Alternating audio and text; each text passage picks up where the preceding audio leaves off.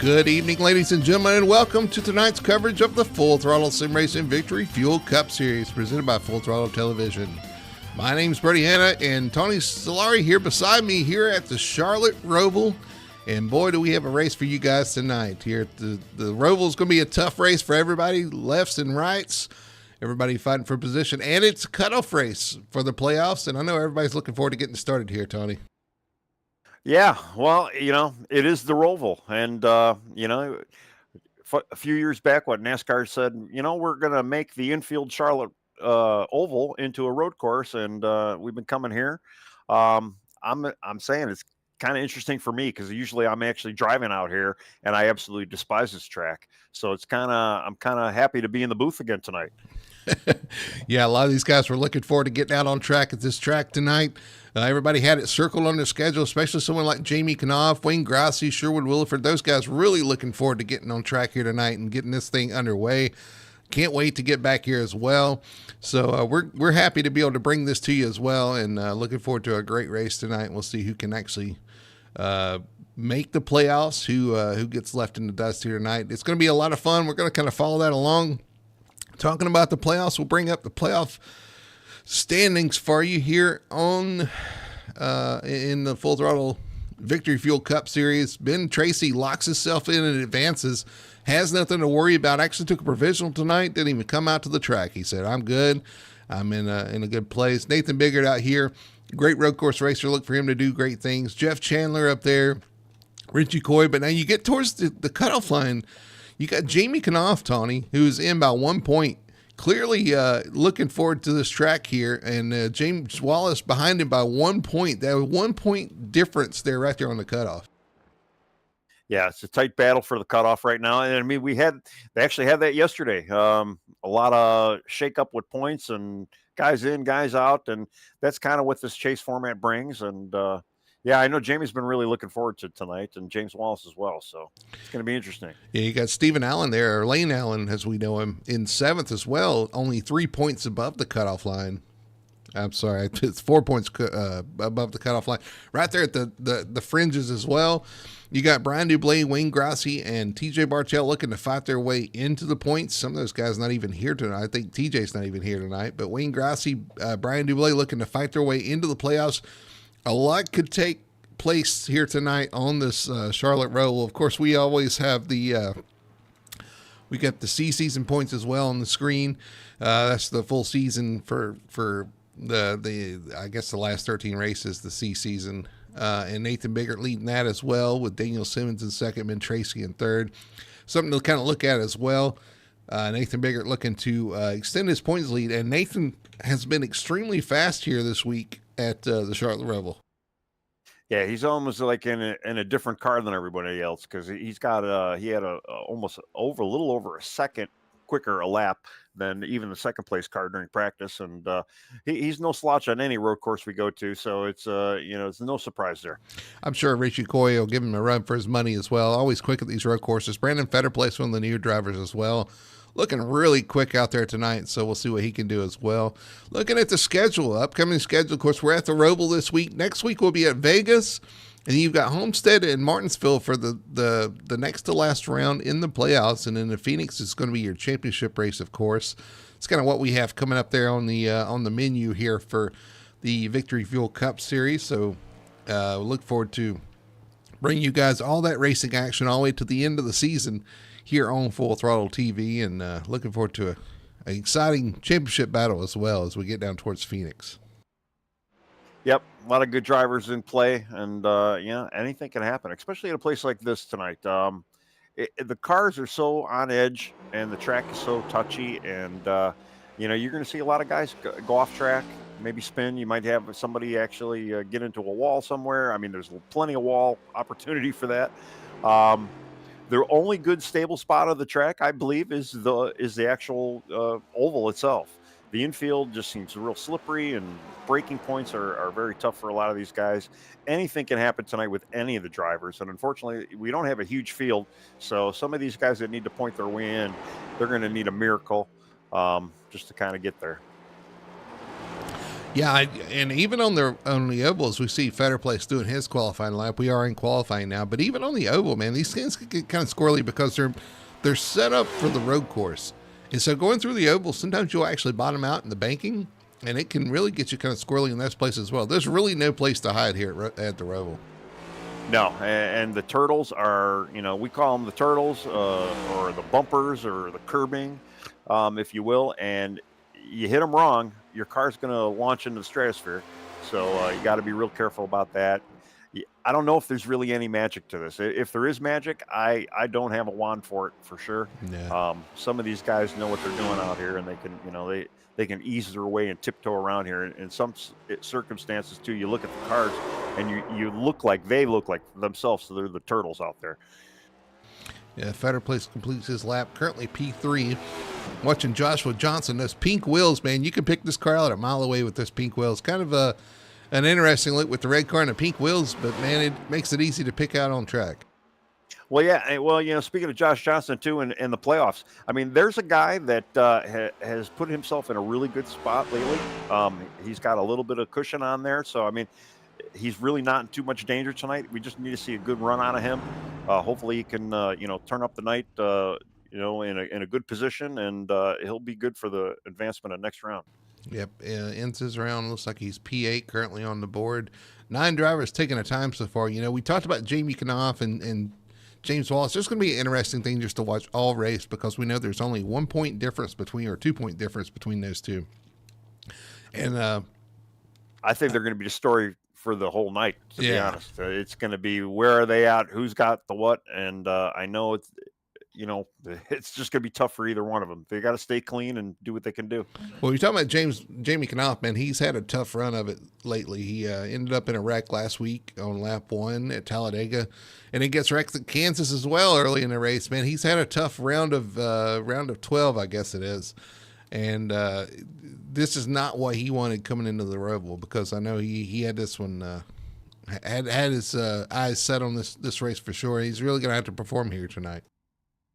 Well, anything can happen. Right now, currently on the board in Q, he doesn't necessarily have the speed, but he's got to stay as consistent as possible. Don't make mistakes. Keep the car under you, and and have a little luck on your side, and he'll get it done. He's a good driver as well. Yep, absolutely. We're going to look at our race info for the night. As you see the Charlotte Roval here at the Charlotte Motor Speedway. Unfortunately, we're on the Roval instead of the oval. A lot of these guys wanted the oval for sure, but we're going to run this. By the way, Tony, looking at this, did you know that they actually invented the first edition of the Roval to actually practice for Sonoma? For Sonoma? Really? Yeah, they actually had it where they run backwards on the front stretch and came in through the turns 3 and 4 of the Legends track to simulate the last turn at Sonoma, and then they kind of cut through it was a lot different than it is now, but yeah, they actually used the first version of the Roval was actually used to practice and get your car set up for Sonoma. Interesting. Well, that kind of sort of makes sense a little bit, I would imagine. And now it's grown into its own thing, and it'd be interesting to see if it comes back next year. We'll see if well, they did just give it a refresh. Yeah, it's on the schedule. Yeah, I know. We don't have that version of the track either, unfortunately. Right. So yeah, and from what I heard too, it's a little better, but a little worse in the same sense. So I don't know. My big thing is the chicane. That chicane at the very last chicane to me is just it's awful. It's one of the worst laid out chicanes in all of racing. And they've made it tighter. So. I know. Yeah. And it's still, I mean, it doesn't feel anything like what we see on TV driving through there. Well, NASCAR's turned into so much more of an entertainment sport than actual, racing sport, that they just wanted to crank up that entertainment up just a little bit more, apparently. Yeah, I mean, although watching the guys yesterday in the real cars doing the real race, it looked like they were having fun. I mean, the cars didn't look nearly as bad as what we have in sim. And I don't know, though. I think a lot of these guys would rather just be running the oval. Charlotte, it's got a historic oval following anyway. So I think it needs to be on the schedule again for a second time, like it always was. These guys getting 10 minutes for qualifying, just wrapping that up here, getting ready to go here at the Charlotte Roval. Again, yes, it gives us a little extra ramble time. Yeah, exactly. Just ramble a little bit more. We're going to take this as an opportunity, though, to remind you to visit drinkvictory.com. Use code FTSR for 10% off your order. Victory Fuel is a proud sponsor of the Victory Fuel Cup Series. I say it every week, and I'm going to say it again. Great stuff. Looking forward to get my hands on some of that purple potion. And unfortunately, our Victory Fuel driver's not running Victory Fuel this week. He's got a new sponsor on the car. Yeah, he's looking pretty good in that Phoenix PC number 19. He just got a little Victory Fuel banner on there, but he's running that Phoenix PC. I believe you get 2% off using code FTSR. Yep, at phoenixpc.com. That's spelled a little bit special, but yeah, phoenixpc.com. You see the logo down there at the bottom. Check them out. And we're going to use this opportunity to go into our starting lineup.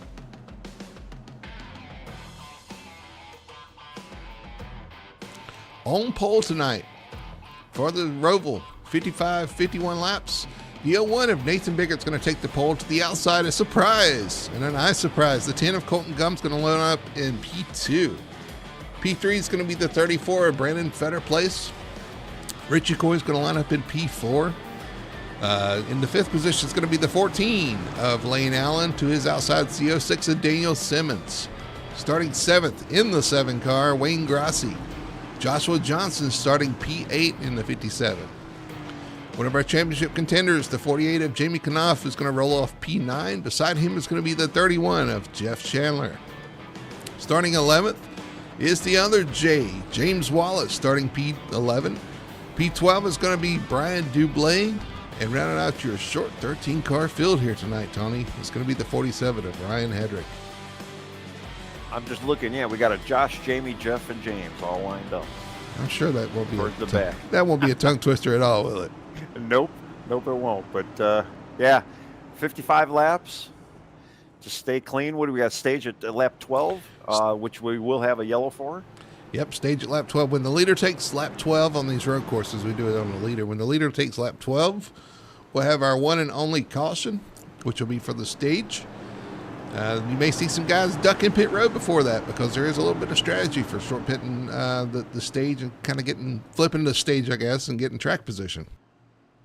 And I'm not even sure. We never bothered to ask Richie or any of the drivers what the fuel mileage was for tonight, too. So I'm assuming that, there's probably still going to have to pit after the stage. If I remember right, it's pretty close, but I think they'll have to pit. 55 laps. We're going 55 tonight. Again, lap 12 being your stage, so I think you'll have to make one pit stop in that final segment. And we'll just see how this plays out. It's going to be very interesting as pace cars heading into the bus stop right now. They're going to be going green. You have to watch for a little bit of wow. Watch for some turn 1 calamity too. It's always kind of tough getting down into turn 1 on these starts and restarts. Well, they do go green in that chicane, so that's always kind of difficult starting off this race where half the guys are, some guys are already clear of the chicane when it comes out. You say chicane? Yeah. I just want to make sure. But yeah, it's going to look for the mayhem. Hopefully everybody gets through there cleanly. All right, here we go. Through 3 and 4, or NASCAR 3 and 4. I don't know what turn this is. I never forgot it. We went over that before the race, but I was like, yeah, there's 16 turns total? 17, maybe. I don't know. Something like that, maybe. All right, let's see what this turns out to be. Colton Gumm on the outside, Nathan Biggart on the inside as we come to the green flag to start the Charlotte Roval 200K. Green flag's out, and we are underway. And man, the 01 got a jump. Yeah, he looked good coming out of the gate, which is not really unsurprising. And it looks like everybody else got through okay. It's always the toughest part of the track, starting off on these green flag stops like that. Green flag, cold tires, everybody kind of fighting for position. Everybody gets single file real early on here. Again, just making sure to survive. That's the big thing, survive, and we got to watch for these stage points as well. Jamie Knopf currently has 2 stage points just where he's running in 9th. James Wallace has 0, but we saw James had speed, so we'll see if he can work his way up through the field. Yeah, I'm kind of surprised he didn't bother to pit, especially with what he had on, or pit qualify rather, with what he had on the line. But we do know he kind of likes to start from the back and hopefully it's going to be a good strategy for him in the end here. We talked about the 57's pink wheels. He's got a pink number on his car. Everybody's supporting breast cancer awareness for this month of October. Good to see that. Glad to see this guy supporting the good cause there. And we already got action in front of him. You got Joshua Johnson hopping the curbs. It's going to give a position to the 7 of Wayne Grassi. So move Grassi up into P7. Yeah, we're going to see that a lot tonight, I feel, with the curb hopping. Sometimes, too, if you miss that braking zone just about a foot or two before or later than you should, you're going to hit one of them curbs one way in a bad way, and it's not going to be very good for you. They will throw the car heavy, and they just don't handle like they should. Should be a little bit of give. There's too much stake. We got a guy spinning in turn 2. Who was that? Was that Jeff Chandler? Looks like everybody's still rolling here, but no, it looks like Daniel Simmons. He cracked the wall. Yeah, in turn 2. He's falling behind his teammate, the 48 of Jamie Knopf. I'm gonna rewind, see what actually happened to him. Show a replay here, maybe we can see. He just got loose coming up the hill, going out of turn 1. Ooh, loose, bam! Front of the car into the wall, and he keeps it going. Now the 57 hit the wall there because of it. Man, tough track. Some early carnage. Still don't look too bad. He's still keeping pace. Jamie Knopf misses the bus stop there. Comes to a stop and keeps going. Going to lose a lot of positions here on the backstretch. He's going to fall to dead last here. He he locked his brakes up getting into the chicane. Noticed he wasn't going to miss it, or the backstretch chicane. And now he's missed the front stretch chicane as well. Just struggles all around tonight. And I don't even know if it's the proper thing for him to have done. I mean, I know he would have gotten a time penalty, but for him to make that complete stop and then go again, I don't know if that fully cleared his time penalty. But he just missed the other chicane in the second half of the chicane by the front straight. Yeah, I'm watching him now. It's just relax. Just let the car come to you, and try not to make any more mistakes. Unfortunately, that's moved James Wallace into P9. He did get around Jeff Chandler, and he's going to get some stage points, and Jamie's not. That's going to flip that whole situation there. Let's see if we go back and see what James Wallace. I'm going back out to taking a look at the leader right now. What are we lap 3, coming on to lap 4 right now, and Nathan Biggerts already has a 4-second lead over second place right now. And second place is being closely pursued by our Richie Coy in the 19. So there is just nobody's got anything for Nathan tonight. Yeah, but we do have quite a battle building for second place. Brandon Fetter Place currently has it. Richie Coy wants it. Colton Gum slipped to 4th after starting on the front row. Him and Lane Allen are going to have a little bit of a battle back there as well. So things are starting to heat up for second place on back here at the Charlotte Roval. Again, racing to lap 12, currently on lap 4. Tony, we've already knocked 4 laps off the board. I know, and it's just 4 laps, and I mean, and Nathan's got a second. He's got a second a lap on these guys, so already. So that's very impressive on his part. And I'm looking back at lane 2. Lane and Colton are kind of nose to tail, kind of like Richie and Brandon right now. And I know Layton's got this track circled. He does like it, which I scratch my head and wonder why, but. He puts in the time, and he seems to enjoy it out here. So yeah, as much as we joke about people enjoying or liking this track, Lane is one of the guys who really is good on the road courses. Kind of shines on the road courses, so this is kind of his wheelhouse. He's looking to have a good run here tonight. Some of these other guys, not so much. You got Wayne Grassi out there who just wants to get through the Roval. You got Jamie Knopf, who was really dreading, honestly, we were joking earlier about how much he enjoyed the track, but he was really kind of dreading having to come here and do anything. East Coast road courses is not his forte. And some of these other guys are kind of surprising us, like Colton Gum, man. He is, you see Wayne Grassi get wide and into the wall. He's going to give up a couple positions, but...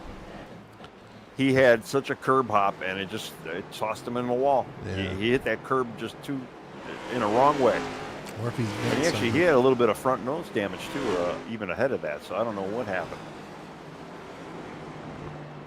But yeah, we were talking about Colton Gum. One of the highlights is Colton Gum qualifying P2, hanging in the top 5 right now. We're just watching this Wayne Grassi machine to see if he's still having issues.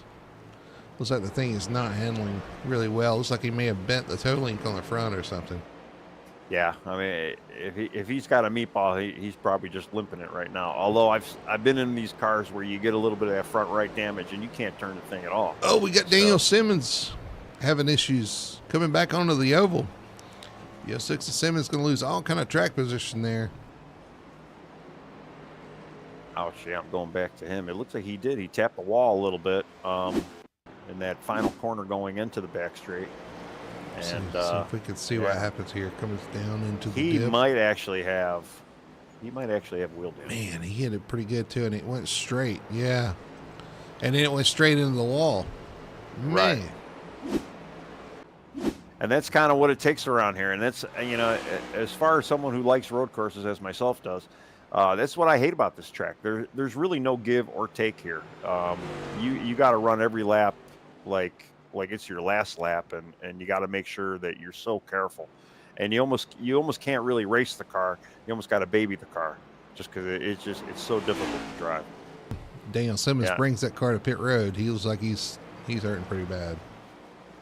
Yeah, he's definitely got wheel damage, and that's unfortunate for him. I've smacked that wall before, and it is very unforgiving coming onto the oval right there. It's really easy to break something. I've seen several people smack it, break the front suspension, and just go straight into the next corner. Yeah, that wall is completely unforgiving as well. You hit it, and it's like you do carry a bit of speed going in there, but if you hit it, even pancake it, no matter what you do, it's going to really wreck the car. And it's very unforgiving, and I don't understand why. But looking back, Lane Allen did get by Colton Gum and pulled a pretty good lead over him right now. And I don't know if maybe Colton got looser or maybe slipped up. I'll have to go back and take a look. But Nathan Biggert, though, still, he's got a 7-second lead right now, 7 laps in, 7 for 7. So I think that's going to be a theme for the evening.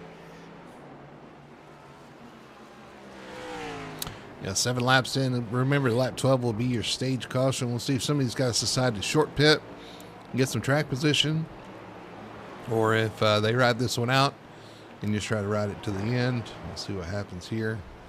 I know we discussed it with a few guys. Be like, if you want to mix it up, you can. I know Lane Allen and myself both last year here at the Roval decided to short pit and got some track position.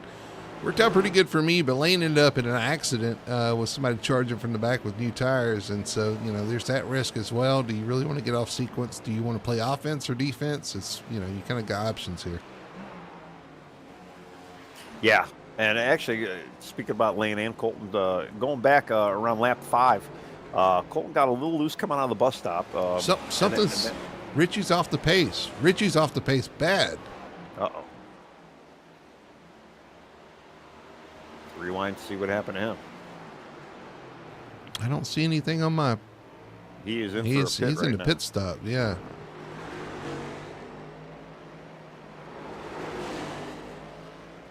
I don't see anything on my activity monitor. Let's just go back a lap and see if we can see what happened. He was racing towards the front with Brandon Fetterplace. He pancaked the wall just like Daniel Simmons.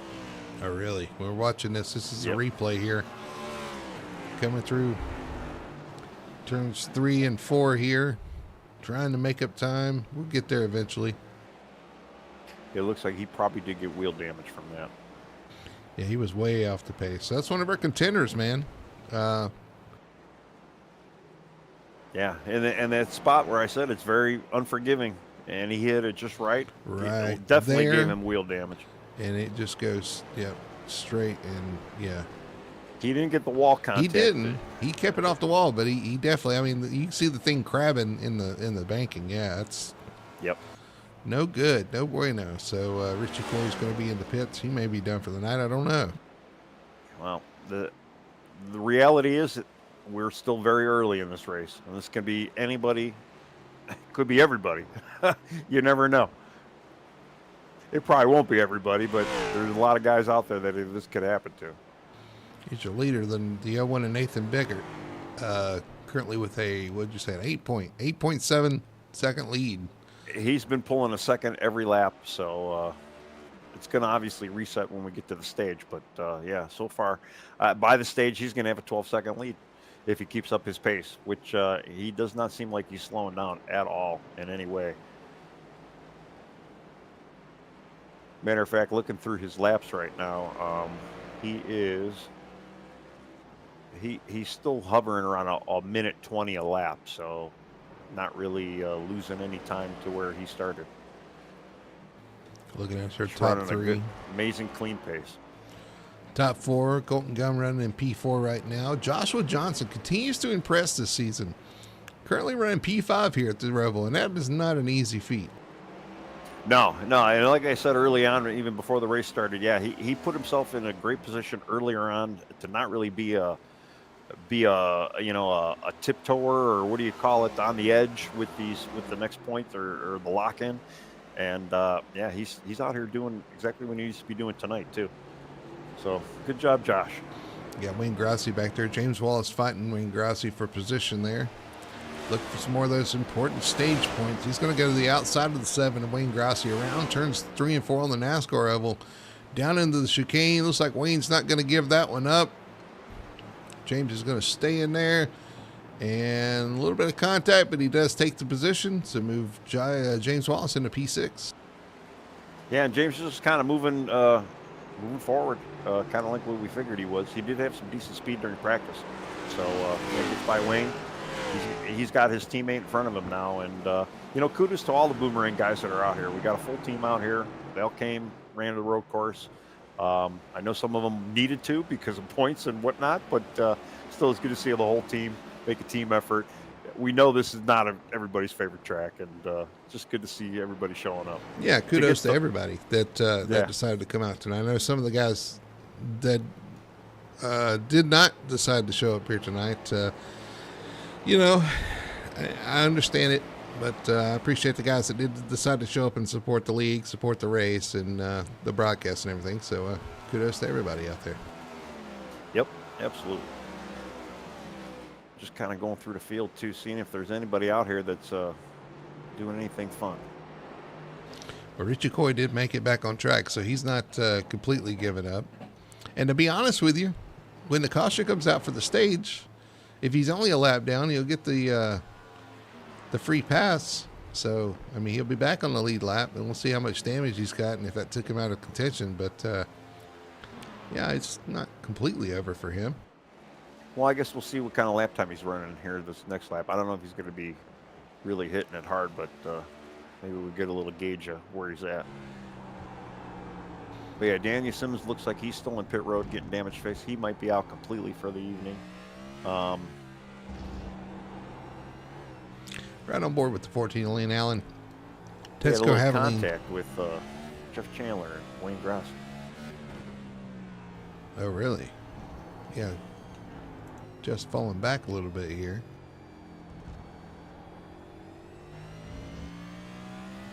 Yeah, Jeff Chandler. Yeah. Got a little too hot going through the pit stop. Gave Wayne Grassi a little tap there, and didn't look like it hurt Wayne too bad. Go back here watching the 31. Oh, he gets hot into the... Oh, he's too hot. He gets into the side of Wayne. That's what happened. He got in there way too hot. Well, and then back to Wayne. The 7 started in the 7th, running 7th right now. He's probably been in 7 accidents. So, and he hasn't been in a pit yet. So, good job, Wayne. You got a rabbit's foot in your pocket or something tonight. Jeff makes contact with Wayne, gets it turned around, and keeps going. You know what's bad, though? Jeff did all that. He's still ahead of the 40 of Jamie Knopf out there. Jamie's just trying to survive tonight. Yeah, watching Jamie during practice, though, he was struggling with it, and it's good cause for it. It's just this is a rough track, and if you're not a road course guy, even it makes it even harder to get around here. This is not what these cars should feel like at all, to be Yeah, honest. It just something's wrong, and somebody needs to fix something. I agree. I agree. 100% agree because you're right. There's no way that these cars should feel like they're driving on ice like they do, especially on a road course like this, where this car was apparently this car was built for road courses, and there is no way that they should And drive like this. right, and it's not, it's not. This car is not great at Sonoma. It's not great at Watkins Glen. It's not great at Coda, and it's not great at the circuit of the Chicago. It's not great here either. And it's, this is the road course car. Big You know, question mark. you know what is great though? We just had our stage caution. We've made it to Yep. lap 12. The caution is out. We're going to re-rack them, restack them, and do it again here in turn one once everybody makes their pit stop. I did not see anybody take an opportunity to pit early here, so everybody's going to do the traditional stop under caution and go from there. Again, I still think we're going to have a pit stop at the end of the race or somewhere in the last stage. And there is opportunity there. You can play that different ways. You can pit early and get it out of the way. You can pit late, or you can split it in half. Yeah, and it's tough to say though too if they are going to have enough. Because I'm trying to go back to think about the Watkins Glen race, and we had about 35 laps at Watkins Glen for a tank, and Watkins Glen's pretty fast. You're in the throttle quite a bit. Not so much here. So I don't know. They might actually have enough gas to actually get it all the way, or it's going to be a very tight fuel mileage race. And talking about people who did pit early, Richie Coy did pit early, but it wasn't for the exact reason why he wanted. But he will be getting the lucky dog this time around. So lucky dog, Richard. Can you tell? I didn't look. How many laps? Is he just one lap down? I've been showing one lap down, yes. Okay, so he'll be back on the lead lap. He'll be back in contention. We'll see how much that damage affects him. These cars starting to get caught up to the pace car. And he probably didn't put a hot lap in. He really only had one lap to get there, but it wasn't a stellar lap. It was a 126. Pace around here is about a 120, 122 maybe for some of the guys. So he's got a little work to do. Hopefully the car, maybe he can get a little bit more damage fixed as well. Yep. So wrapping up your stage finish, Nathan Bickert takes home the stage win. You got Brandon Fetter placing second. Lane Allen having a good run in third. Fourth is Colton Gum. Fifth is going to be Joshua Johnson. You got James Wallace in sixth, picking up those ever so critical points. You got seven is Wayne Grassi in the 7 car and 7 accidents and 7 hell, whatever he's got going on. The 7th hell, the 7th heaven, whatever it is. Yeah. Anyway, Brian Dublé in the 37 and 8th. 9th is Ryan Hedrick, and 10th is Jeff Chandler picking up those last stage points. The guy that just missed getting stage points is the 48 of Jamie Knopf. And I hope, I know it sounds like we're beating a dead horse, but man, this is a tough track to come to try to make up points. Oh yeah. Yeah, I know. And it's almost kind of like, why even bother? But I give Jamie credit. He's still out here trying to make something happen. And it's a non-winning battle. He probably thought going into this. Right now, it's not looking so good. There's still some time though. I mean, you never know what could happen.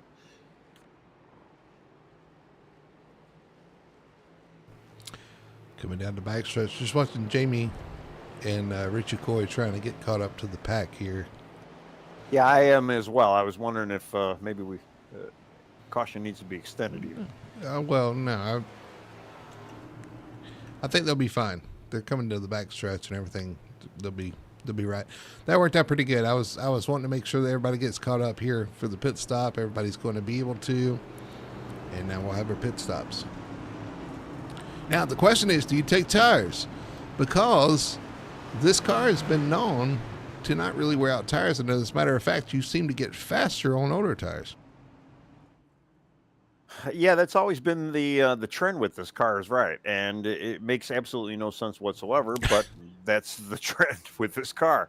So yeah, I don't know. If I was going, I'd probably still take some tires. It's really tough to say what's the right strategy.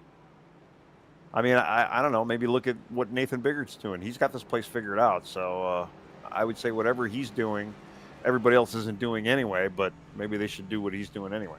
if that makes any sense. Wow. I have no idea what you were just talking about, but we're going to sit on board. It looks like he is taking at least right side tires as we go up on the thing, and up on the left on the jack. Same thing with Brandon Fetterplace, Colton Gum, Lane Allen.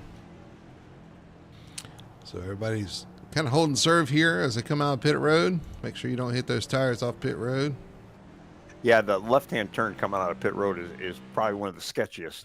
It is of all. Looks like Jamie Knopf is going to stay for the extended stay, trying to get damage fixed. Same with Jeff Chandler. I'm sure that hit with Wayne Grassi didn't help his chances tonight. And Ryan Hedrick getting damage fixed as well, apparently. So his car is sitting on pit road. Meanwhile, Richie Coy's circling the track, trying to get his lap back here. Yeah, and Wayne, with all the incidents he's been involved in, he kind of came out with the rest of them. He's like, I don't need that much damage. Maybe it wasn't nearly as bad as he thought. Listen, if Wayne doesn't finish 7th tonight, I'll be disappointed. Honestly, right? I mean, qualified 7th, running 7th. Like you said, he needs to like find one of them accidents. lucky seven slot machines or something. Yeah. That'll be next week in Vegas. Richie Coy is on pit road. Everybody's still circling around. Looks like they're in turn 1 and 2 here. Let's see how long Richie stays in. I'm sure he's getting tires. Well, maybe not. Yeah, nothing's gone up. He's just in there for some damage and fuel. He may have gotten tires when he was getting repaired, the original, but well, the one thing to him though for only going a lap down. The one thing you got to watch though too is you don't want to stand until the pace car comes by, because if you do, I'm not sure you're going to get caught back up when the green flag comes out. So these guys waiting in pit road, I'm not sure if that's a smart call. Yeah, and him being the lucky dog, that's always a predicament of getting in and out of the pits and making sure you don't get too screwed there. But yeah, he's in there. Jamie Knopf coming out of pit road. Car looks fairly clean. He may be tiptoeing around here, but he's taking care of his car. And that honestly could pay dividends long term, too. I mean, we still got a lot of this race to go. If these guys start beating and banging on each other and spin out or cause some damage or stuff, I mean, he could pick up some points here for sure. Daniel Simmons just came out, so he's back on track. And Richie Coy, yeah, he went all the way to the last bell to make it up before the pace car. And Jeff Chandler's coming down to top off on fuel, I think. So he's come down pit road. Well, I wonder if there is going to be a bit of a fuel mileage race going on here towards the end. Like you say, I know it was kind of close with the Watkins Glen race. I know I was kind of running low towards the end, so I was kind of babying the gas mileage, and this not having as many straightaways and a lot of high throttle speeds as the Glen, they only got to go an extra 6 or 7 laps, I'd imagine. I think as far as the fuel breakdown goes, it's going to be a tough call.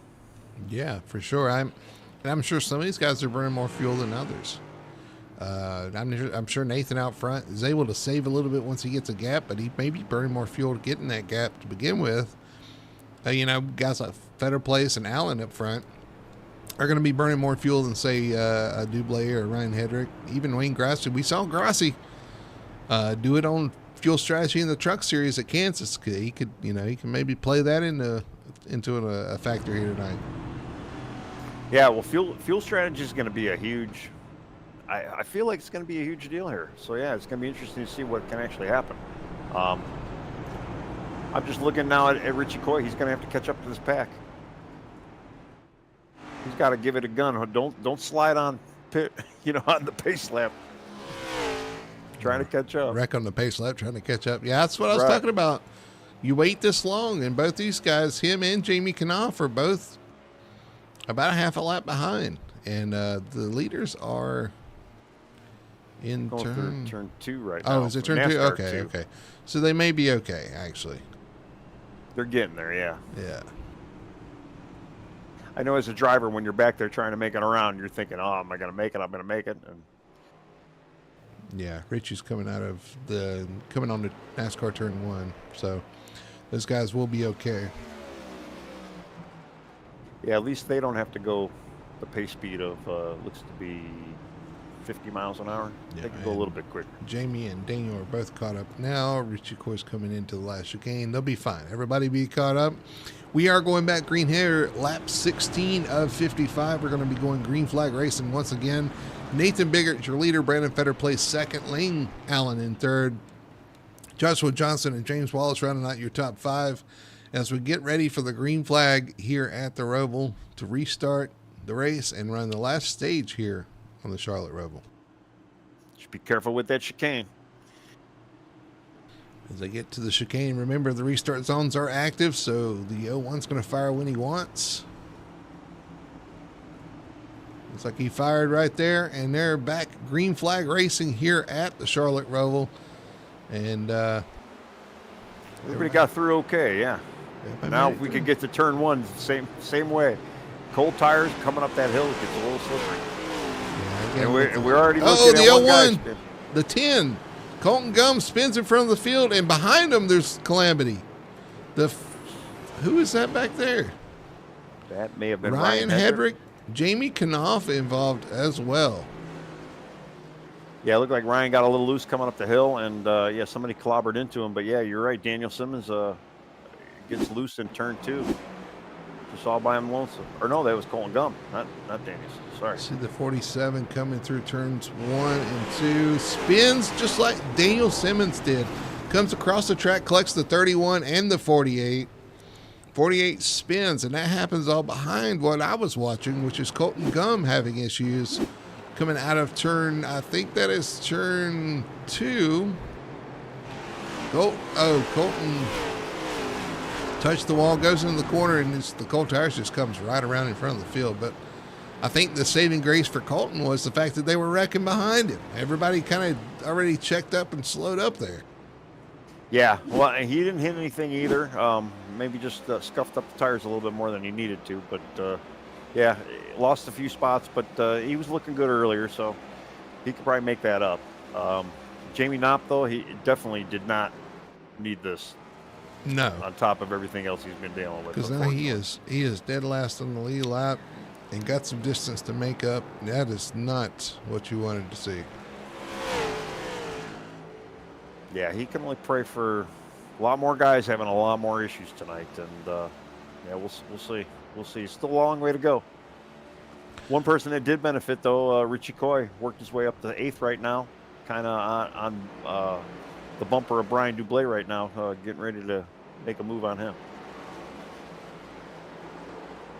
At least that's what they're, yeah. Oh, I shouldn't say that, because there's a Daniel Simmons in between them. Yeah, Daniel Simmons is the lap car right behind the 37 Dublé. Shout out to Brian Dublé, too. Having a solid night. P7 tonight on the Roval. Yeah, doing a good job out there, taking care of his car for the most part. Locks up a little bit there, but keeps it going the right direction. Yeah, he's been looking real clean tonight. Just running a nice and tidy line, and not making too much of a muss or fuss, and just getting out there getting it done.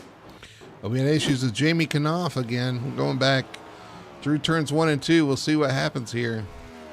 It's got to be the chicane, right? Going into the chicane. Oh, he goes straight again into the chicane. But he didn't wreck. It says he crashed. He didn't. I think he's had enough. And now we got Daniel Simmons with issues. Let's see what happens. Went back to go look for Jamie, yeah, and he just goes straight and calls it a night. Yep. As a matter of fact, looks like the 06 did the same thing. 06 pulled straight and called it a night. Well, being 6 laps down, I don't know if I'd want to put myself through the agony myself, so I really don't blame him. But then back up front, same old. We got Nathan Biggert. We've already been green two laps. He's got a 2-second lead so far.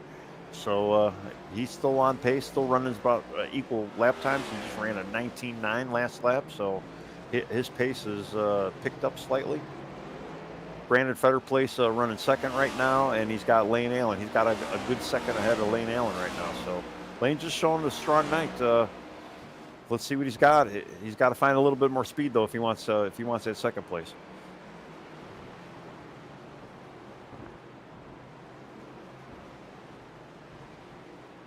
I'm looking at James Wallace now in fourth too. You got James Wallace, yeah, just showing a good night. Like I say, he had great speed earlier on in practice, and just showing it right now, right ahead of his teammate Joshua Johnson, and then you got Wayne Grassi right behind Josh in sixth though.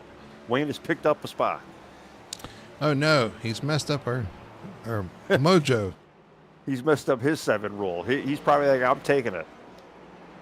But he's got a boomerang. He's in the middle of a boomerang sandwich right now because he got Brian Dublé, who we were talking about a little bit ago, and he is catching Wayne and his teammate Josh Johnson.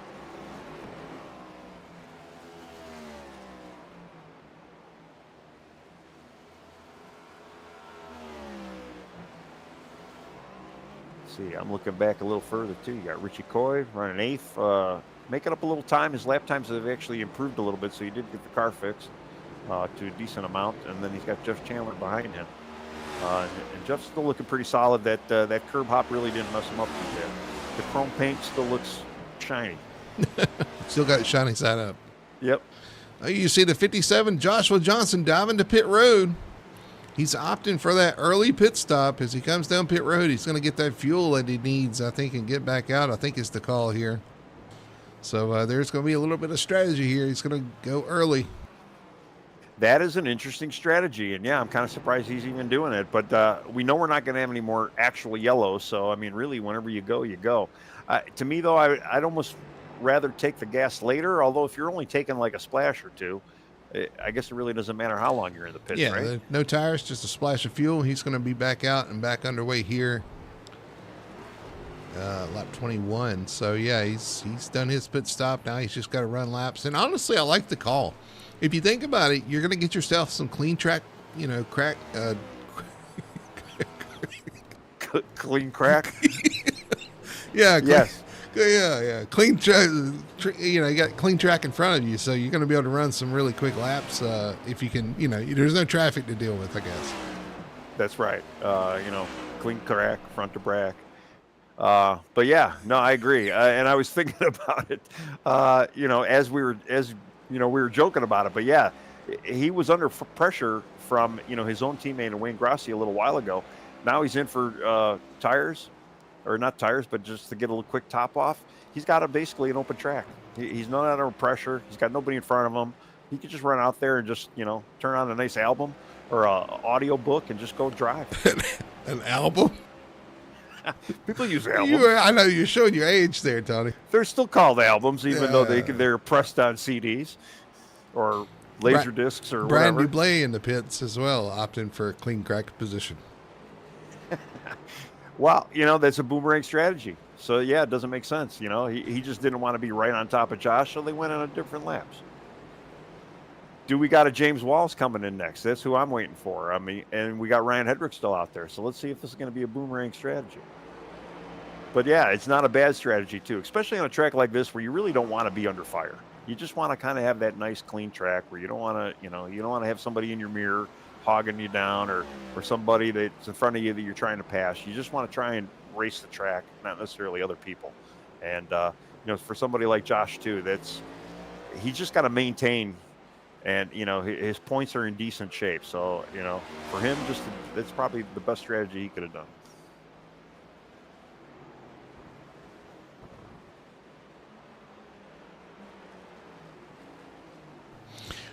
Looking at our chat, Dole's in the chat. He said earlier on, he said, I wonder how long it'll take for them to update the Roval. I don't know. Because if they got to go out there and rescan it again, they've always scanned this track like 3 or 4 times because of the changes they made. They're going to have to scan it again to get a new scan for the Roval. You know what? I hope NASCAR does iRacing a favor and just says, we're not going to run the Roval anymore. Oval, please. Yes. Yeah. And that, problem solved for everybody. Yeah, it wouldn't surprise me if they just decide not to, we're just going to skip that. Same thing with the car, man. We were talking about this earlier this week. As many changes as they've made with this car, people are talking about updating this car. With as many changes as NASCAR's making or maybe are looking to make for next season, iRacing's got a tough job, man, trying to keep up with everything that's going on with this car. I don't blame them one bit for not being able to keep this car up to date. Yeah, I mean, especially you hear a lot of the drivers themselves talk about it too.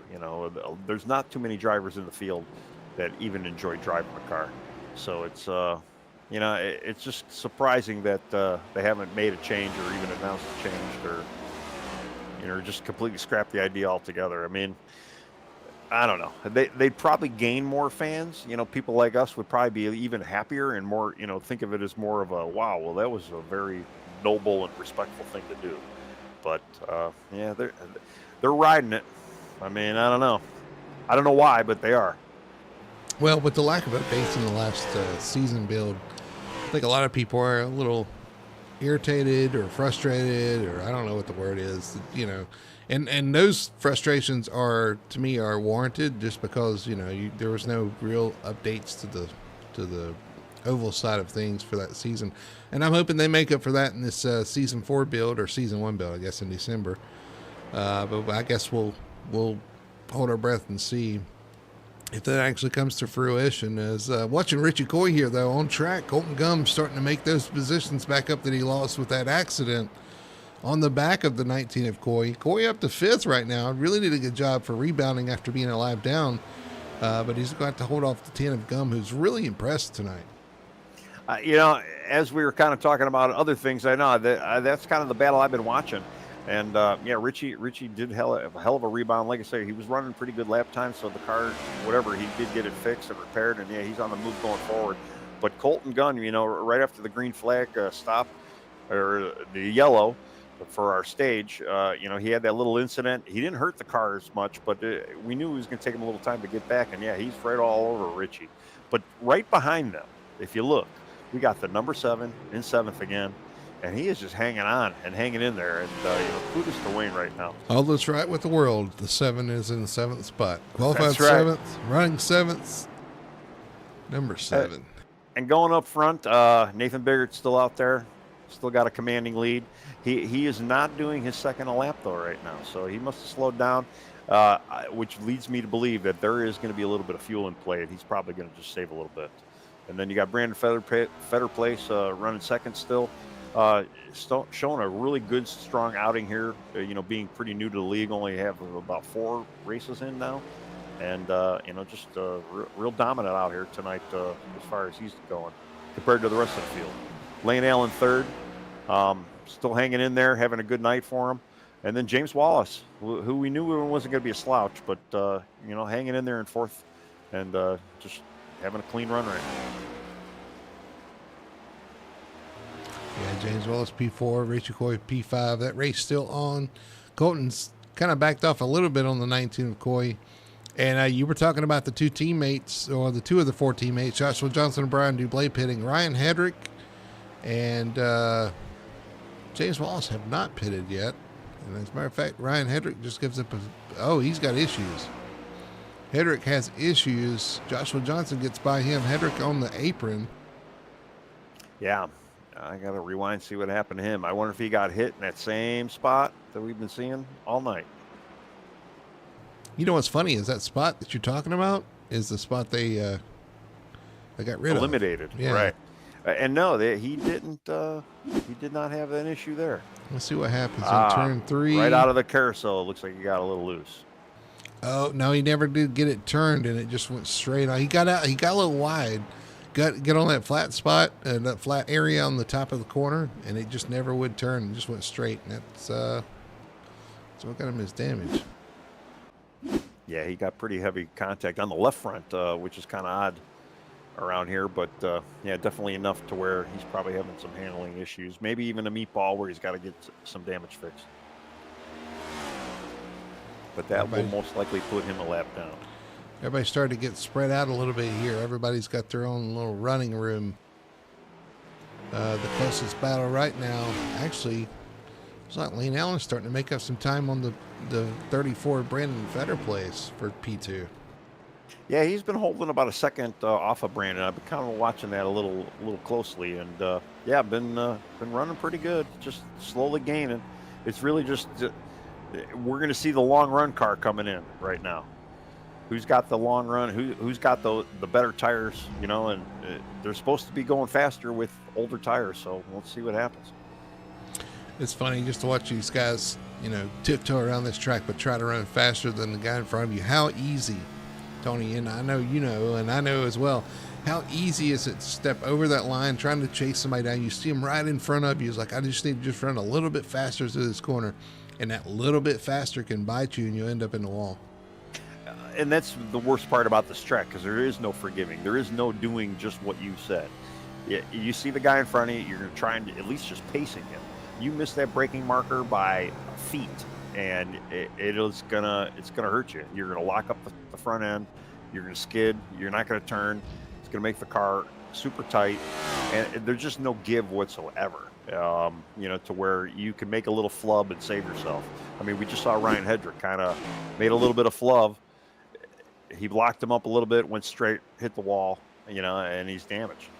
And it's like that whether you're trailing a guy or whether you're not trailing a guy. You got to hit your mark. So important at this track in particular. I had an issue with the 37 of Duplay, who's now on pit road. I'm watching this lap back to kind of see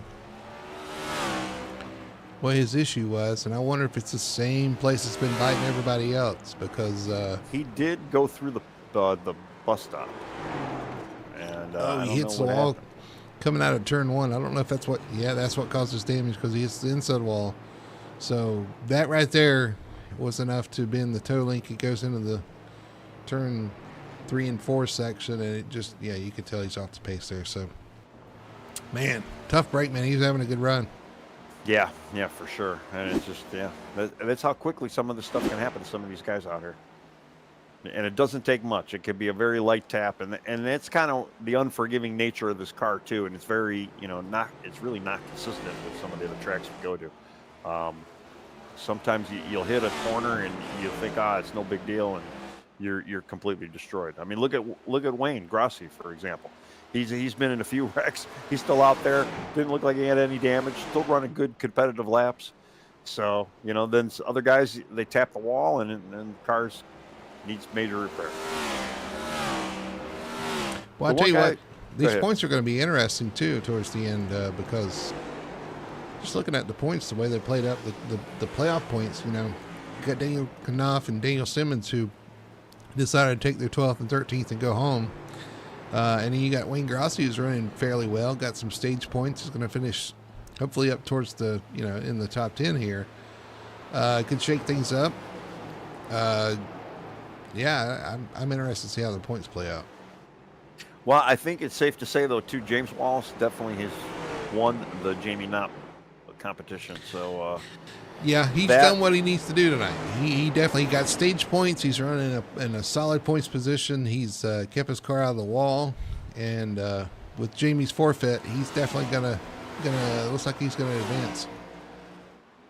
Yeah, for sure. And I mean, then you're looking at some of the other guys. Josh Johnson, he's probably safe. You just got to keep it clean and try not to lose too many more spots.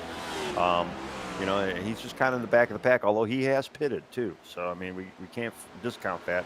He's one guy who's already made his pit. He's got plenty of gas to get there. I think, though, Nathan Biggert probably isn't going to pit. It looks like he's saving.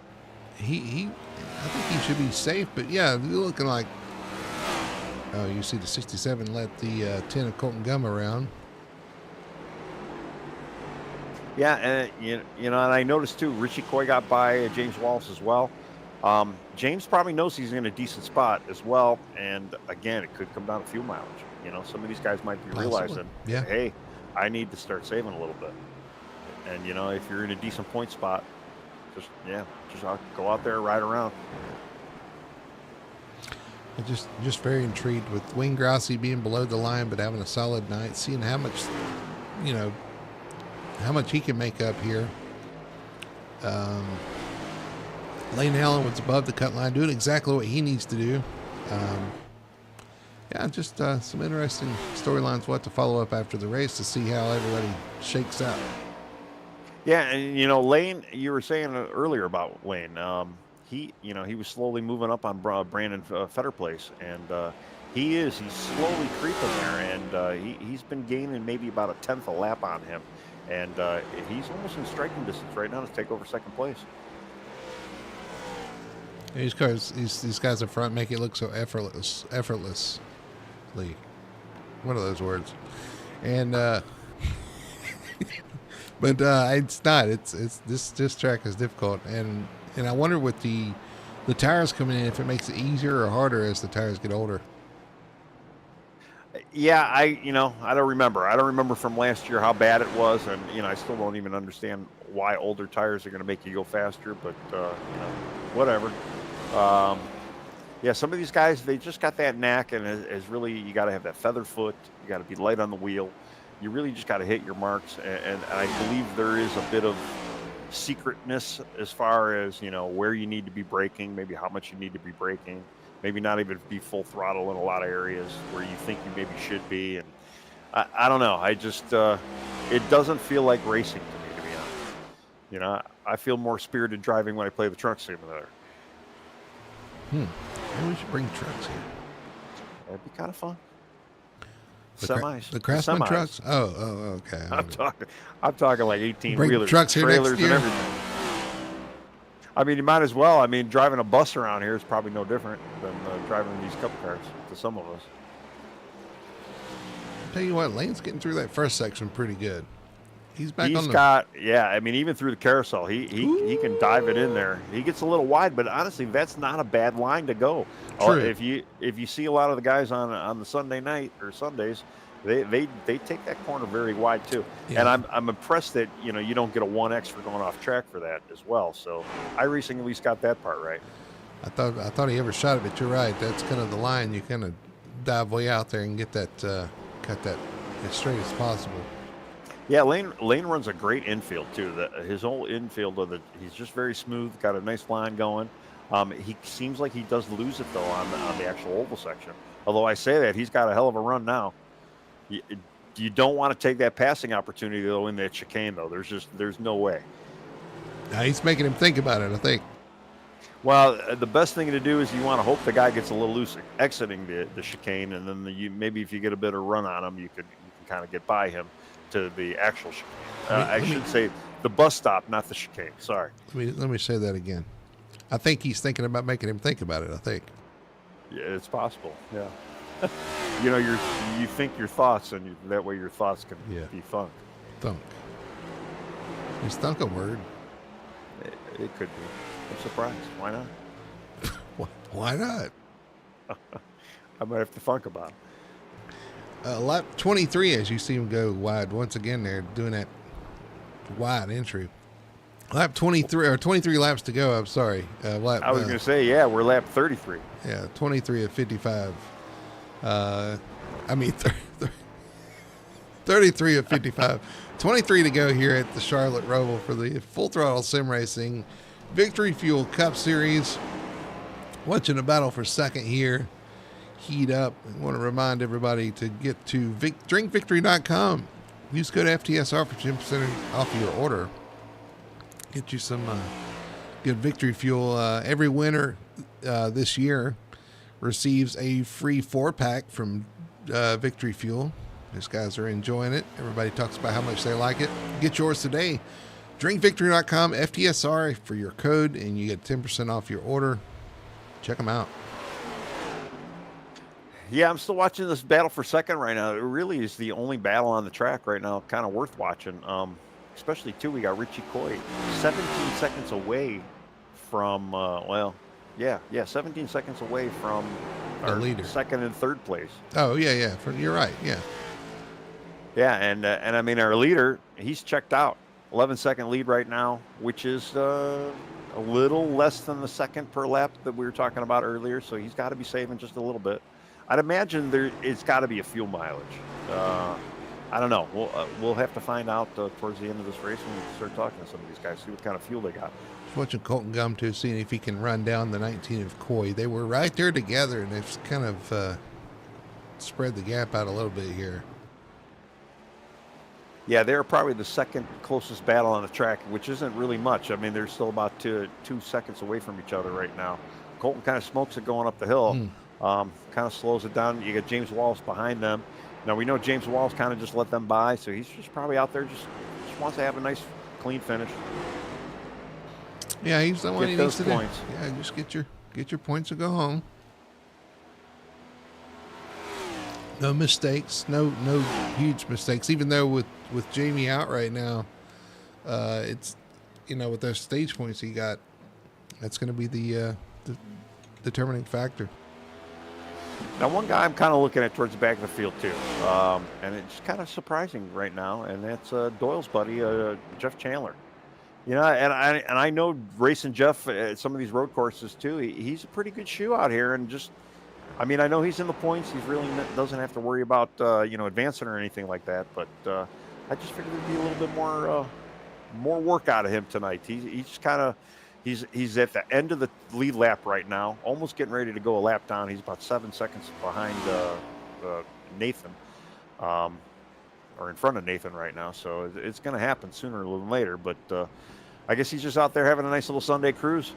He's all by himself. He's had kind of a tough night too, getting caught up. He had that issue where he kind of missed the front chicane and got into the 7 car. Maybe got a little damage from that. He was also involved in that wreck on the restart. A little bit, got a little tap from that. Not sure how much damage he got, but he may be nursing a little bit of damage. Car looks pretty clean though. Compared to a Wayne Grossi tonight, like I say, I'm kind of surprised Jeff's kind of just hanging out where he's hanging out. But I guess he's doing what he needs to do anyway. So I guess not a bad night, but again, kind of a surprising night, especially with his teammate dominating the field right now with blistering laps. Good looking car too, that Victory Fuel Silver with the pink again with the breast cancer awareness. Good looking car, and shout out to Dole for painting that up for him. Really sharp looking car. I love the silver, and it just glistens in the sunlight. Yeah, Doyle does a hell of a job with the chrome shiny colors like that, and he's got a good formula down pat and makes them look good every week for Jeff.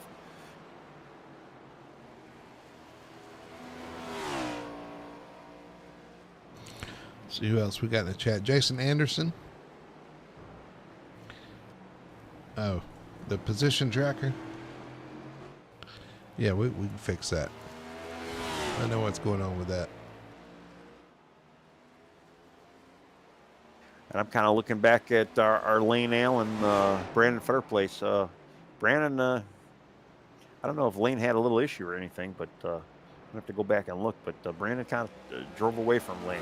So maybe one realized they needed gas, or I don't know.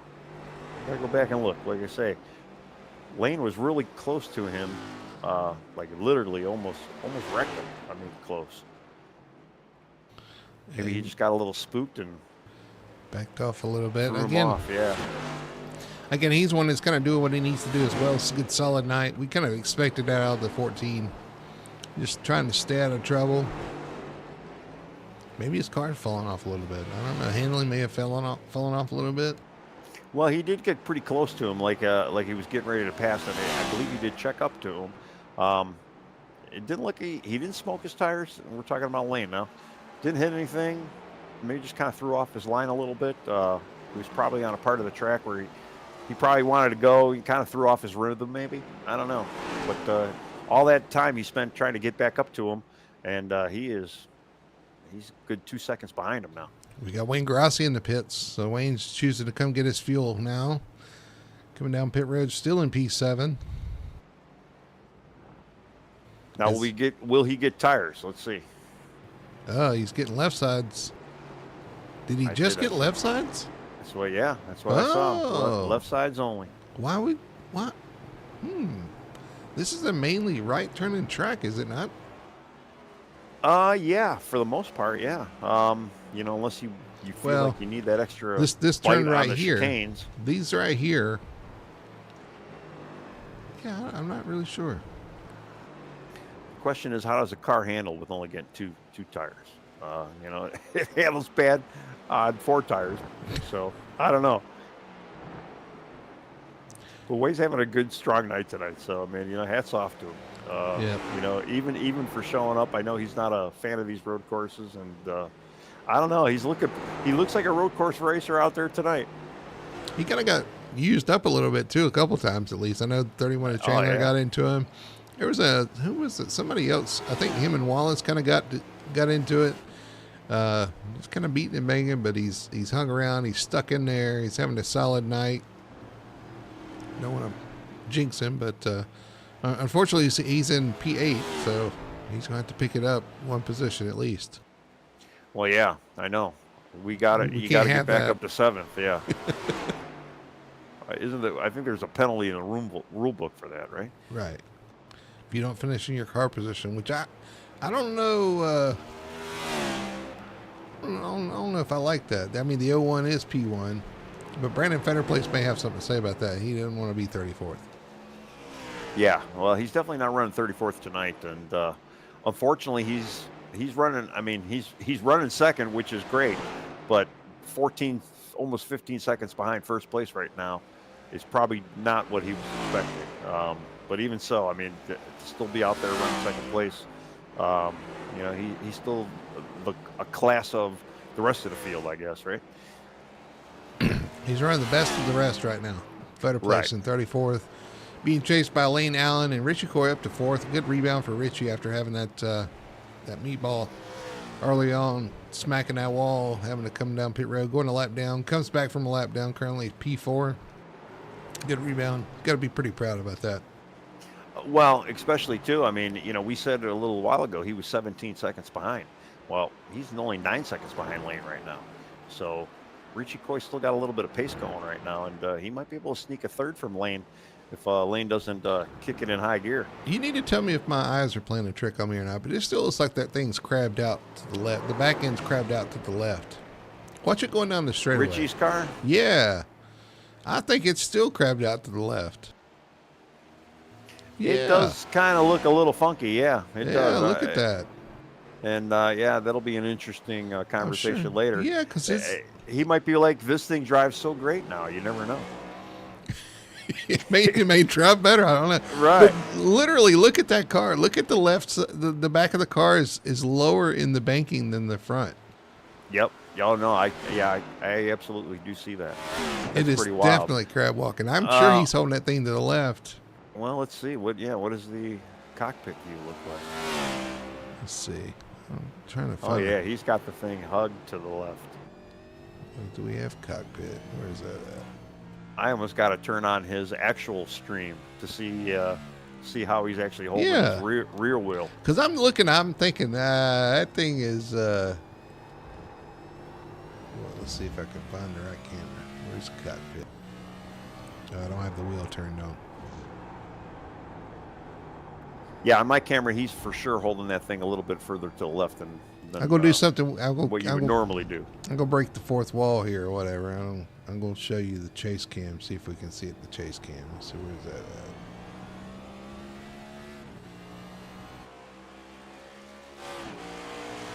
at. Yeah, look at that. The thing is definitely yawned out to the left. We'll have to talk to him about that after the race. He's oh yeah. I'm sure he's holding the wheel to the left to get that thing to go straight. That's well, I funny. just turned on his live stream right now, and he's got his car camera, and you can see the wheel rotation. He's going right, and the wheel's pointing left. So, yeah, he's having a lot of fun out there tonight. But I'll tell you, hell of a rebound though. He's still moving, and he's starting to pick up the pace, and he might be passing Lane. So he's got a ways to go to get to Lane. Lane's falling off of Brandon Fetterplace, so that battle's kind of cooled off right now. Colton Gum's got a little distance back from Richie Coy, James Wallace, Joshua Johnson. Everybody really spaced out now here at the Roval. Yeah, and unfortunately, our most exciting really isn't exciting anymore. We got too much of a spaced out with everybody right now, so everybody's just kind of doing their thing and going where they got to go. And Jeff Chandler did go a lap down now, and I believe he was actually lapped. It wasn't a pit road thing. Yep, he is a lap down to Nathan now. And Nathan's got Wayne Grossi in his crosshairs.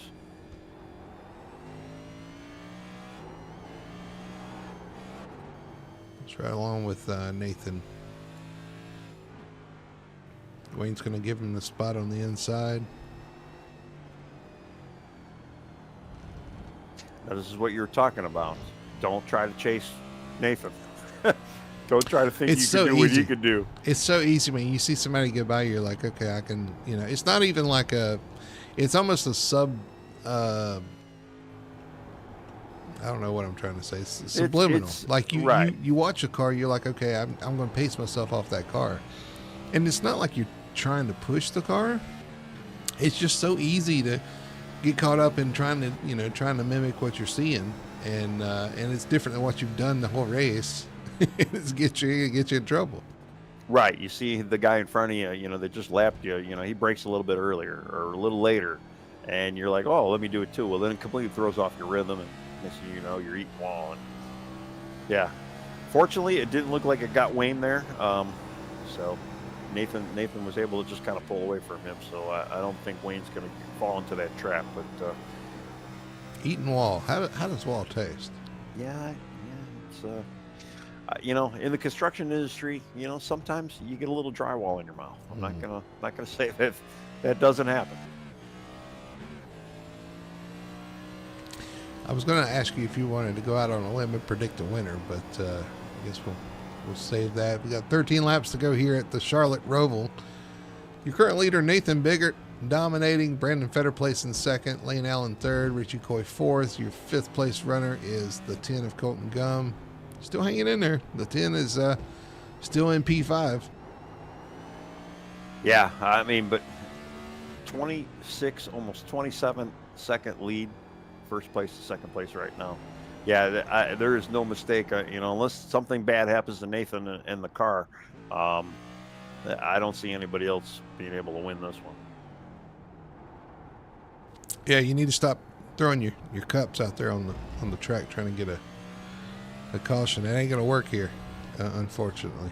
Yeah, and again too, and I'm kind of sad that I never asked about fuel strategy or at least fuel mileage tonight. But yeah, if they're going to have to pit or not, we really don't know that either. I mean, right. Based on the fact that some of the guys have already pitted, I think you're going to have to stop for fuel. But if you notice though too, some of the guys pitted with a little splash, so you don't need a lot. So that makes me wonder that some of these guys probably can't stretch it and maybe make it last. Well, that'd be interesting. Some of these guys can stretch it. The only problem with that is, with a 26-second lead, I mean, you could come in and take all four if you want to get a full tank. Yeah, I mean, if you really wanted to, and you probably still be all right. 26 is he's still going to lose position. Maybe, I don't know. This pit road's kind of short. We'll have to see. But you're building up such a lead now that you can kind of do whatever you want.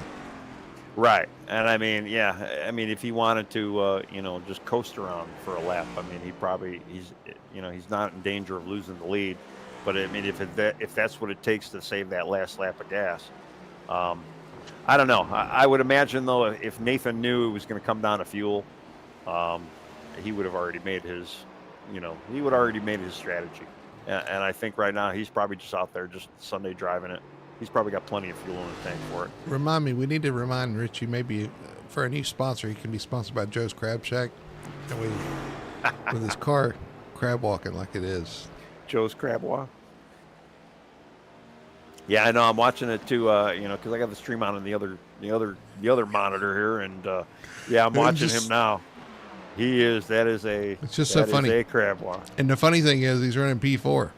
Yeah, it's not hurting him at all. I'm sure, I know because I did turn on the stream and his hands were in different positions where they should be. But, and that's kind of a little bit of a challenge too, because when you're kind of holding the wheel cockeyed and, these cars use sequential transmission.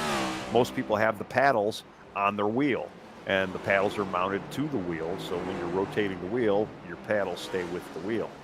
So it does make it interesting, to be flopping gears when you're holding the wheel kind of cockeyed. Yeah. And it's kind of a mind game, but once you kind of clear it, that's the beauty of VR, because if you're not actually looking at it, it's not so bad.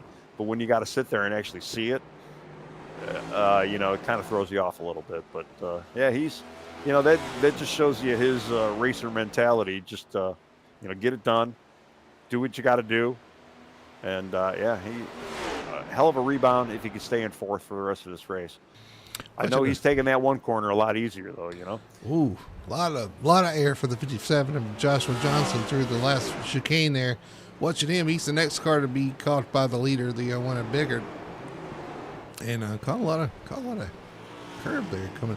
We saw Alex Bowman do that, and he didn't pass tech, so you better hope he's still got all his parts there, the 57.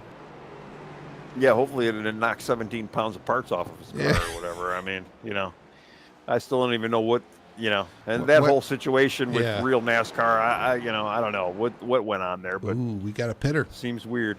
We got Lane Allen in the pits. He decides to make his pit stop. He's going to stop for fuel here. And, you know, Lane had such a good run for second place. You know, he really came close to it, and then he kind of laid back, and I almost wonder if he realized that, you know, maybe he needed a little bit of extra fuel. Obviously, now he's in.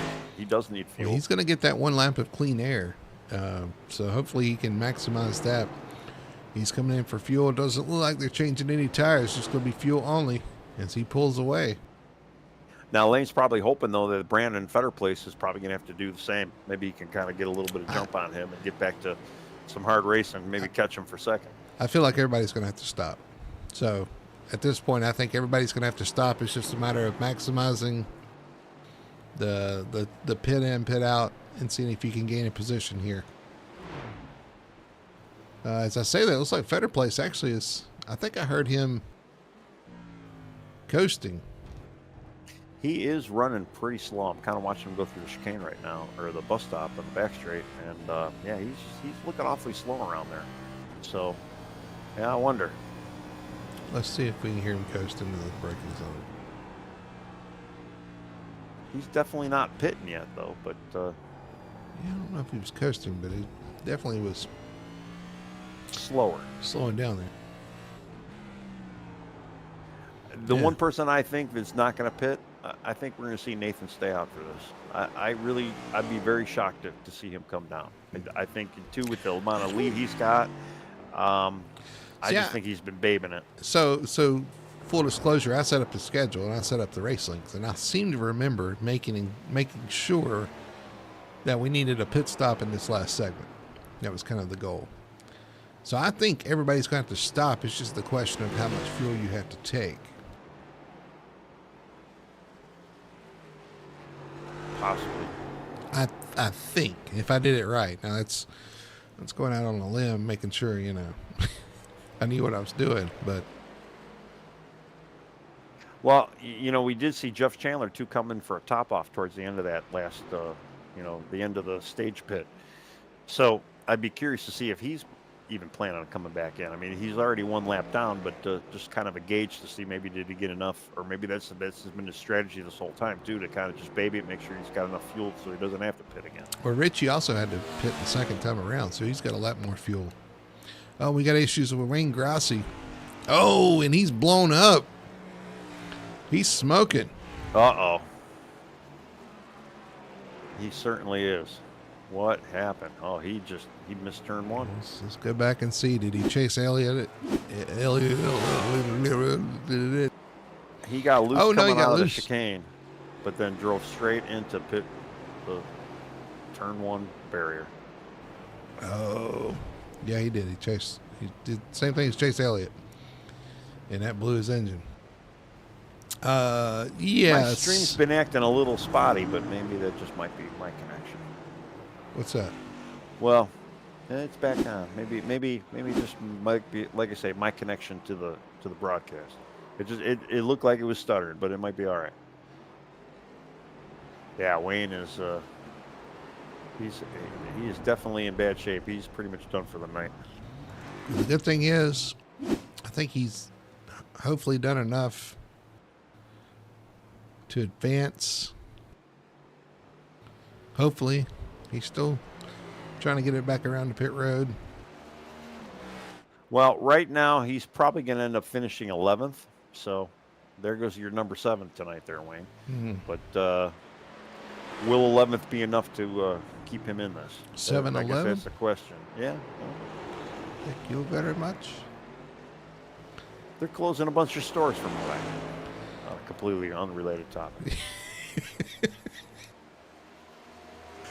Yeah. But then we got Richie Coy sitting third right now. You know, after Lane Allen took that splash. James Wallace in the pits. 67's coming in for his pit stop. That's what I told you. I think everybody's going to have to stop here. Yeah, James is in. He's the last guy in the lead lap currently right now, too. Probably going to go a lap down now with this pit stop. Push him back to probably, he'd probably still stay at 6th. But yeah, he was in for a quick splash. So these guys are close. I mean, they're very close on fuel. So I mean, James didn't stop for longer than a second or two. So last lap around, Lane Allen was 3 seconds faster, or two and something seconds faster than Brandon Fetter plays. Well, Brandon is way off pace right now compared to where he was. I mean, he's definitely almost 3 seconds off. I wonder if he's going to try to stretch it. But, you know, again, Richie Coy's got 1 lap more fuel than these guys, too. Yeah, and honestly, I think, you know, with the time, here comes Richie Coy right now. Richie's coming in, so even with that, it's not going to be enough. That's what I'm saying. I think these guys are going to have to pit. It's just a matter of when you decide to pit. Possibly, but I kind of feel like with the quick amount of splash that these guys are taking, they don't need a lot. So if you knew from the get-go, Richie's coming in for crab save juice. A little bit. Yeah. Krabby Patty. But yeah, I don't know. I think a guy like Brandon Fetterplace, I think a guy like Nathan Biggert, if they knew the writing on the wall with the fuel mileage, they could have made their adjustments early on in the run. I mean, Nathan still had he's just got a blistering pace. Oh, and Richie almost missed his pit road exit. Almost hit the tires. He didn't crab walk the right way. It was not crab walking the way he wanted. The buffet's on the other side there, Richie. So we can go back and see what happened here. Wayne Grassi did get back to pit road. Unfortunately, he did manually disconnect. Wayne, if you're out there, good night, good run. Sorry to see that happen to you, but you were looking like a hell of a road course racer out there for quite a bit of this race. Yeah, Richie couldn't get his car turned there. He's back on track now. Lane Allen back out there trying to chase down the 34. Brandon Fetter placed for second. Meanwhile, out front, it's nothing but Nathan Biggert. It's been Nathan Biggert all night. 5 laps to go here at the Charlotte Roval for the Victory Fuel Cup Series here in Full Throttle Sim Racing. 5 laps left. When do these guys pit? Do they pit? Do they stay out? A lot of things left to play out here as we close out this Charlotte Roval race. Here on 45 second lead. I mean, that's almost 3/4 of a length of this track. Probably about 60-something% of a lap, a lead on second place right now. Unbelievable, hell of a run. And Brandon did not pit as well. So I mean that, you could say, oh well, there's pit stops involved. Not for Brandon. Brandon is still yet to pit. But I have a feeling he's trying to stretch it, make it work. Although he did fall off the pace, and we know he has slowed down a little bit to maybe make up that fuel. But he's still in good position for second place. He's just got to make sure he finishes and make sure he still has enough fuel. Well, the fastest car on track is still the 01 and Bigger, but Lane Allen setting some blistering laps on these older tires as well. It's a minute 21 to Brandon's a minute 23. So Brandon again losing 2 seconds. His only play here, I feel like, is to stay out, or he's going to lose P2 to Lane Allen. At this point, yes. If he's got enough, Lane, there's not enough laps right now for Lane to catch him, especially, even if Lane was running 3 seconds faster than Brandon. So Brandon's got to make sure he's just got enough gas in the tank to make this last. But yeah, you watch Lane. He is hopping over those curbs. He's got that curb hopping down pat too. He's looking really sharp out there. He's coming in hot. Yeah, he's been bouncing over those curbs and just making it look like that's the way it's supposed to look. But how come I can't figure out how to do that? It's just it don't work when I get out there. It just, I don't know, magical setups maybe, I don't know.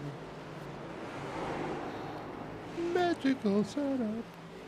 Well, I mean, we joke, but I know Lane and Brandon Elder, Sim Racing Points Brandon Elder, he was the two of them, Brandon kind of makes sets for Lane and helps him out and this and that. So, Yeah, they were coming up with some pretty good, working together last night, doing a lot of that. Yeah, they were working together last night, working on the setup. Looks like it's paying off pretty good here. He is still quick on this late on the older tires too, so that's good to see.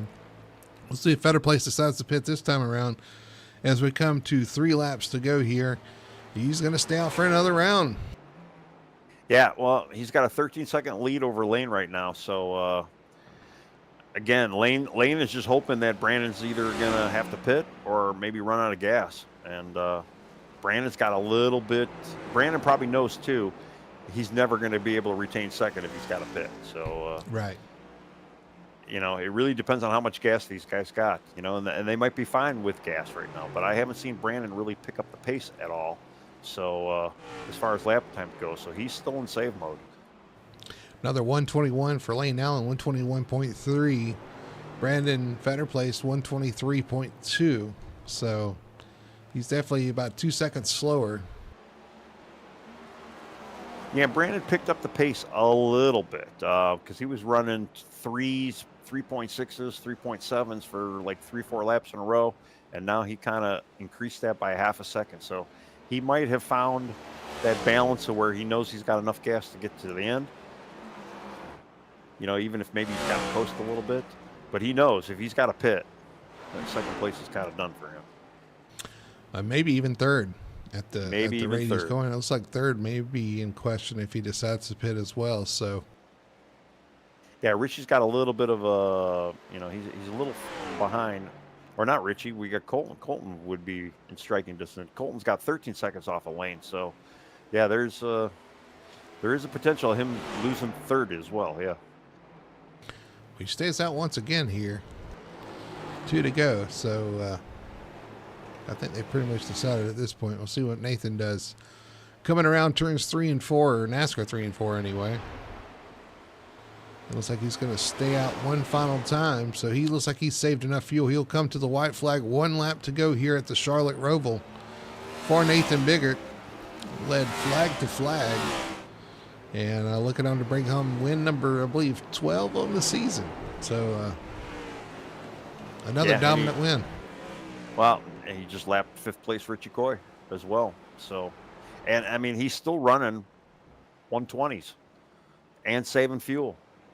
And like, again, I said this earlier on. I mean, is he driving a different car than the rest of these guys? Or I don't know. We're going to have to ask him. Yeah. Yeah, you get a chance to ask him. Coming up on Colton Gum in P4. Is he going to get there before the checkered flag? I guess we'll see. Of course, Colton Gum and Richie Coy all fighting for position. Colton's going to yield the inside, going to give it to Nathan Biggert. So go down the back stretch one final time, heading into the back stretch chicane. Over the curbs. Easy does it.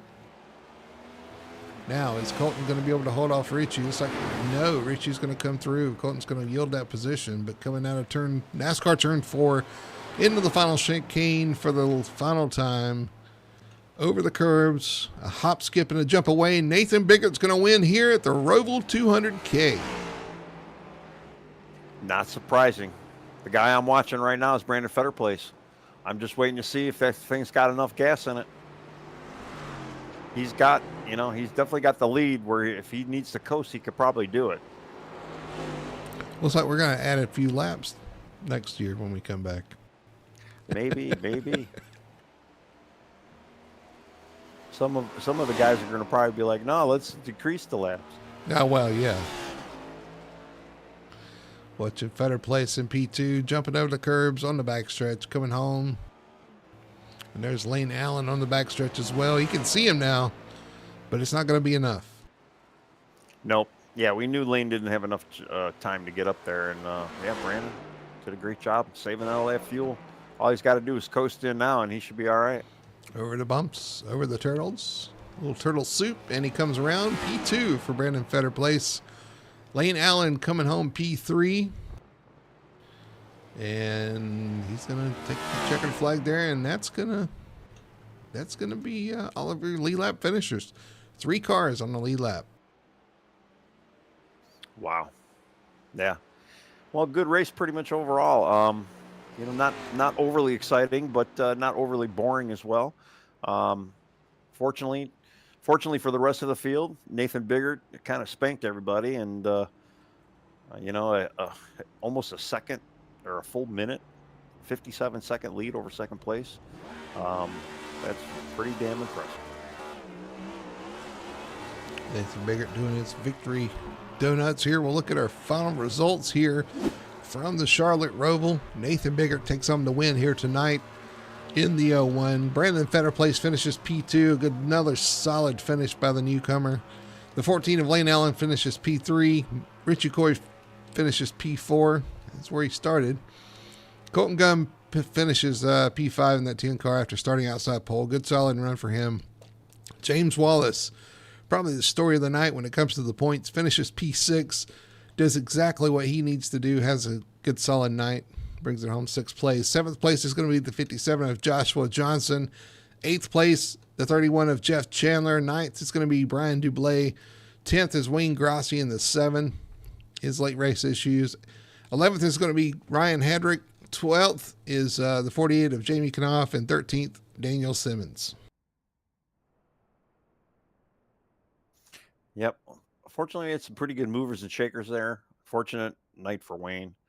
Josh Johnson did what he needed to do. James Wallace, like you said earlier, did what he needed to do. Colton Gunn had a great run. Richie Coy with a great comeback.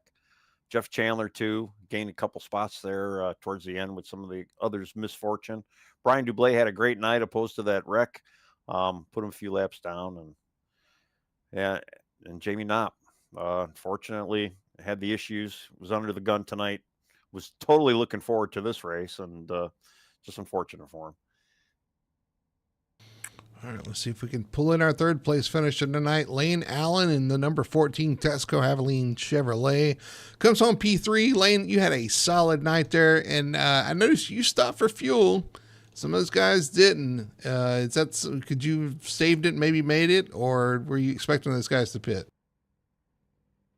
I couldn't make it. I don't know, maybe if I tried to save every lap from the pit stop on, maybe. But I don't think I could have did the speeds I was doing.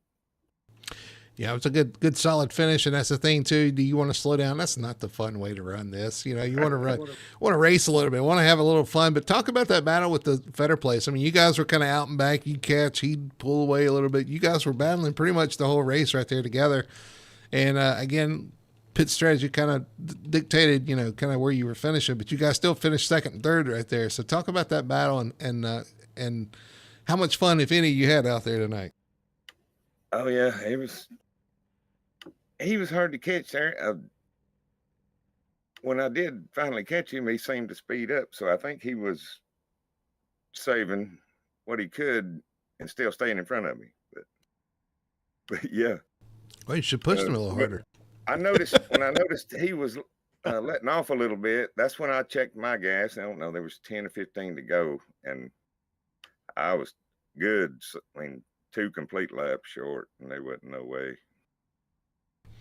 Yeah, all right. Tony, I'm going to throw you the mic. I'm sure you got something to say. Well, we know you enjoy the road course racing, and congrats on the 3rd place finish. And I know personally that you spend a lot of time with Brandon Elder, that is, working on these setups and stuff. What is it about this track that you like so much, and what do you find the most challenging about it? It just don't give you a break. You got to be concentrated all the way around this baby. No nothing but concentration. You're shifting up, shifting down, something all the time. There is no break. Yeah, well, that's kind of what we assume. Yeah. Well, we kind of talked about it as well. I like it. But yeah, what do you like? You like all that? I guess that's the next question. I guess.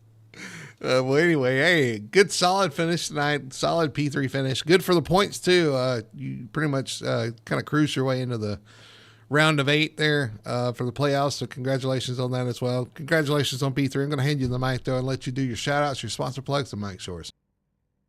Yeah. I would think FTSR, the best place to race. Good stuff. And And Biggie, I race on. Biggie's my team owner, so shout out to him. All right, there's your third place finisher tonight. Lane Allen in the 14 brings it home. P3 does what he needs to do, Tony, to make it to the next round of 8. Solid finish, and we expected no less from him tonight. Nope, not at all, not at all. And he's kind of my Nürburgring buddy too, so I understand the whole thing, but the Nürburgring's way more fun than this place. So breaking news: we'll go to Nürburgring next year with the Cup Series. Yeah, I won't be in the booth kidding. for that. I'm kidding. Some guys probably turned the stream off because I said that. Yeah. All right, let's bring in our P2 finisher tonight. Brandon Fetter placed another solid finish by Brandon. Brandon, congratulations on a P2 finish there. But I think we saw maybe a little fuel saving going on. Ian, talk about your night. Yeah, there was a whole lot of fuel saving going on. That was definitely not a fun. Wasn't fun there at the end. It was just a lot of fuel saving, trying to manage, what I had. And I think I had more fun in the first 12 laps because, you just go out there and race. I kind of just took it easy most of the race. I really wasn't trying to push. I knew Nathan had the field covered. So, really my battle was for second. And, if he happened to have made that mistake, that he wasn't going to make, but let's just say maybe, then hopefully I'd be there to capitalize. But hey, he did a hell of a job tonight, and hey, I'm happy with a P2.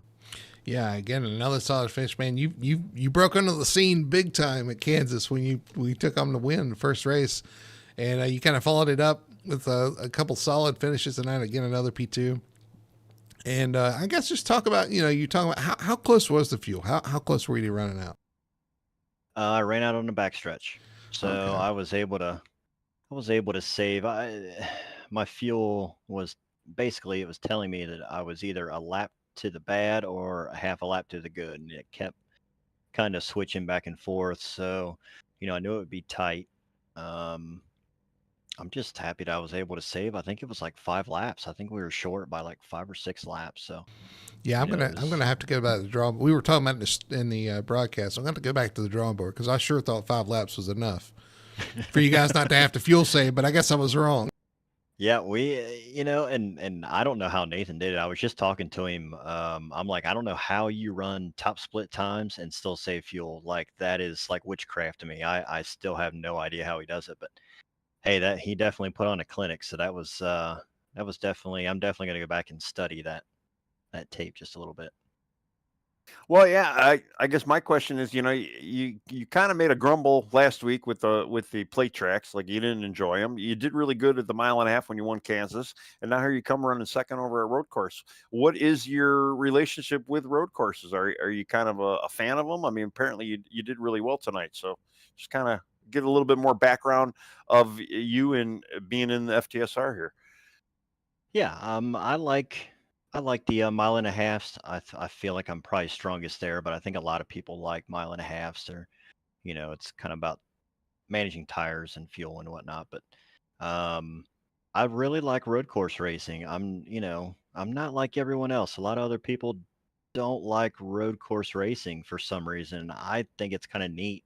I actually have fun driving these cars on these tracks. Because it's very technical. They're very difficult. They don't want to do this, so it's kind of fun to kind of wheel these things around here. And yeah, I'm not a fan of super speedways. That is my Achilles heel. I hate them tracks. I do not like them. If they were not on our schedule, I would be completely happy with it. But It is so funny to hear that. I know a lot of people are like, you got people that love or hate road courses. You got people that love or hate super speedways. It's very polarizing. Either one of them.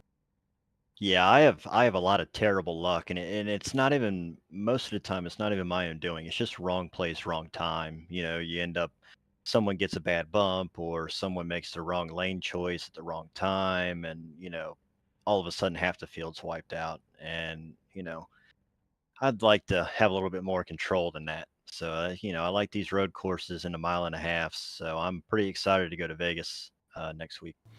Absolutely. We'll head to Vegas there. You bring in another second place finish, man, another solid night. We'll see if you can duplicate what you did at Kansas. Maybe take home another win. We'll see how that goes. But I'm going to hand you the mic to let you do your shout outs and your sponsor plugs. The mic's. I appreciate it.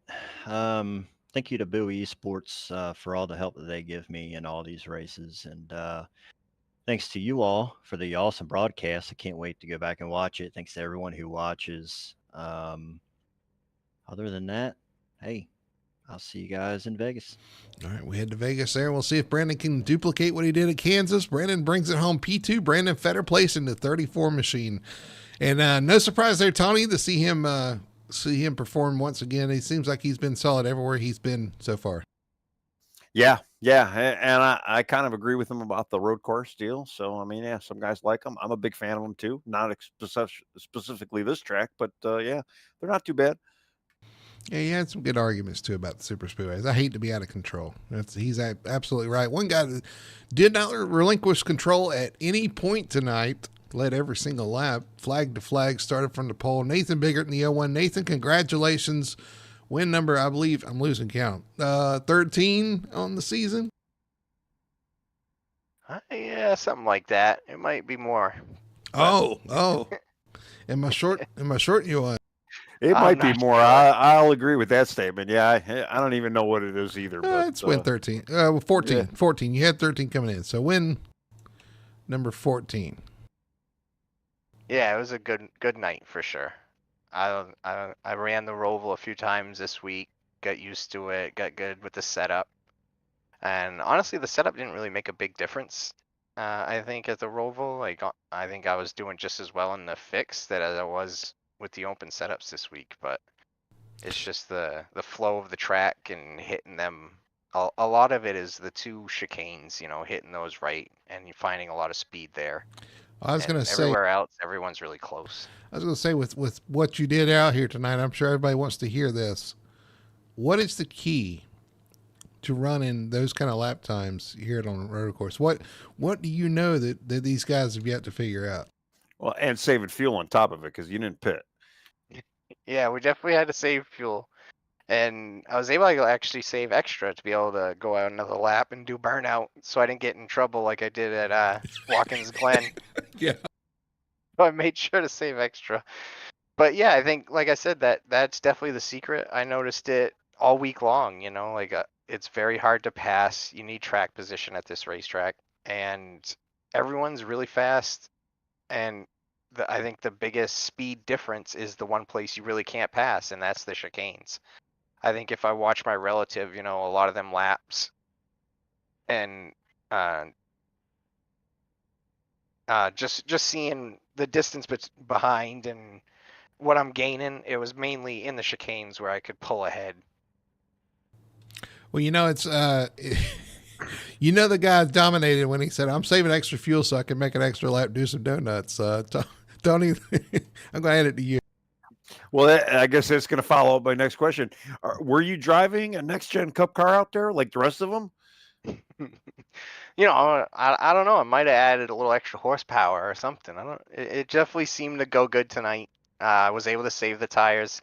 I think I was worried at the end of the stage that some guys wouldn't take tires and I would lose that track position. And honestly, I think, if Brandon could have got the track position on me, there was a good chance he could have won this race. The speed wasn't massively different. He was very fast out there. It was mainly just having that clean air, being able to see, the entrance of the chicanes when you start to pull away just because they have a hard time behind you, seeing the apex of the corner and stuff. And then after that usually they've heated up their tires and it helps you gain. So definitely just being out front, I think really brought it home for me tonight. Well, I don't know about anything else, but all I'm saying is you better pass those weight restrictions at the end of the race. We're going to take that car back to R&D for sure and kind of break it down. Might even do it on pit road. Let everybody see what you got going on under the hood. But hey, congratulations though. Great run tonight. Dominating run like we saw and honestly kind of expected. We head to Las Vegas next week. Looking forward to that as well. But I'm going to hand you the mic and let you do your shout outs and your sponsor plugs. Yeah. Well, the first shout out, I guess, is to whoever wins next week, because actually I won't be here to be able to race with FTSR for Las Vegas, because I will be in Las Vegas. I'm Nice. getting out of here right now, and we're gonna head to the Boston, Massachusetts airport and take a 6-hour flight over there and spend a week, go to the race. So it's Hit my the vacation. casinos. Exactly. Gonna Yeah. have a good time for sure. So I won't be here next week. Gives everybody else a chance to have some wins, and hopefully I can hold myself over through these playoffs without it, with what I've done, over the season. So, but definitely give a shout out to you guys, FTSR, all the admins doing all the work for us to just come out and have a good time. You guys up in the booth, give a shout out to you guys doing the broadcast, really stepping up and doing a great job this year with that. And Victory Fuel for sponsoring the series. Anyone watching, definitely go check that out. That stuff's delicious. I enjoy it every time. And use that code to get a discount. I think we got a couple of them here at FTSR, and Brody will tell you all about them. But I got to thank my guy, Jeff, for being in the race with me, my teammate, Beast Mode. He did a great job, got a top 10 tonight, kept the car clean, brought it home, was able to save enough fuel and bring it in across the finish line tonight. Great job. Joe Grojava bringing me into the series originally, Fuego Autosports, Fuego Paints, all the fans watching, number one fan who's sitting beside me ready to go to the airport. Love you, Mom. Nice. All right, well, congratulations, Nate. Have a good time out there at Las Vegas, and we look forward to seeing you when you get back. All right, we'll see you then. Nathan Biggert, tonight's winner of the 01 Ford for Beast Mode Performance. Getting ready to head out. He's on a how's the song go, on a jet plane? Yeah. I mean, he was on a jet plane tonight. He was on a rocket ship tonight. I mean, 57-second lead over second place, getting it done without even taking gas. Yeah, very impressive. All joking aside, too, just a hell of a run for him tonight. Another win on his notch. We'll see when he comes back if he's going to be as lucky in Vegas. He's not going to be here for the race, but yeah, maybe we'll see take what the that luck to casinos Vegas. do to him. Yeah. I mean, honestly, that's what you need. We'll need to talk to him when he gets back, see if it carried over. I'll tell you, one guy, though, we thought was going to need to go to Vegas was Wayne Grassi, but ended up having some issues there at the end. But yes, unfortunately, yeah. Again, Wayne looked great tonight, though, as far as, until that last mishap. But he really looked like a road course racer out there. So kudos to him, though, tonight. Let's see, I think we got our points updated. Let's see if we can look at our points one final time, because some of these guys on the broadcast probably want to see what the points look like. Let's bring it up for the playoffs. I believe this is finished. And there you go. Jamie Knopf misses it. Brian Dublé, Wayne Grassi, and TJ Bartel all outside looking in currently, if that's correct. Daniel Simmons scoots in. James Wallace, again, we know he did enough to make it. Joshua Johnson, Lane Allen, Richie Coy, Jeff Chandler, Ben Tracy, and Nathan Biggert are going to be the 8 going for the championship. Next week at Vegas. Looking forward to Vegas, Tony. It's one of my favorite tracks, and we'll see how things go out there. Yeah, should be a fun race. Back to 1.5 miles, back, away from these super speedways and road courses and all that fun stuff. Going back to some NASCAR routes with the rest of the season. And yeah, Vegas is always fun. Whatever happens in Vegas, what they say, it stays in Vegas. That's right. And we'll be here to cover it. All the action from Vegas next Monday night, 9 p.m. Eastern. You can find us here on Full Throttle TV. And I look forward to seeing what occurs out there as they start the round of 8 in the playoffs. But for for Tony Solari, I'm Brody Hanna, not him. And from Charlotte, the Charlotte Roval, we'll see you next time here on Full Throttle TV.